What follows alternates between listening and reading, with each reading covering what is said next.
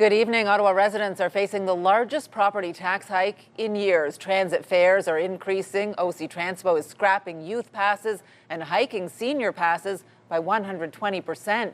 The city laying out all of this in its 2025 draft budget today. These measures meant to address a financial crisis and fill in a massive hole in the transit budget. Let's break down the numbers. The budget includes a 2.9% property tax hike to cover most city services, but an increase in the transit levy will add an additional 1%, which means most homeowners are facing a 3.9% property tax hike. That will increase the average urban property tax bill by $168. We begin our budget coverage tonight with CTV's Katie Griffin. Katie. Well, Patricia, the mayor says the budget has to strike a balance on investments without adding significant financial pressure for residents, but it will see people pay hundreds more for city services.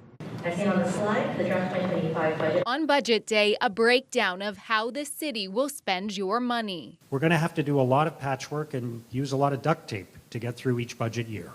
The 2025 draft budget includes a 3.9% property tax hike for most homeowners, meaning it will cost the average urban homeowner about $168 more next year. Transit fares are increasing by 5%.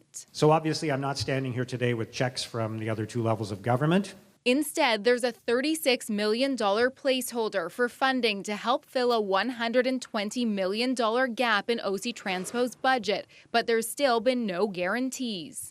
If this budget goes forward and gets adopted, there'll be lots of strategies that will manage that risk in 2025. Also going up, the cost of garbage and recycling. Things like renting an arena, swimming lessons, on-street parking, and getting a marriage license. There are also investments. Funding to hire more than 100 emergency responders, $104 million to improve roads and sidewalks, and more than $30 million to nonprofit social service agencies to address the root causes of poverty. Now, the mayor says they've found $54 million in savings in this budget. There's a hiring pause and a discretionary spending freeze. There's no service cuts, at least for now. And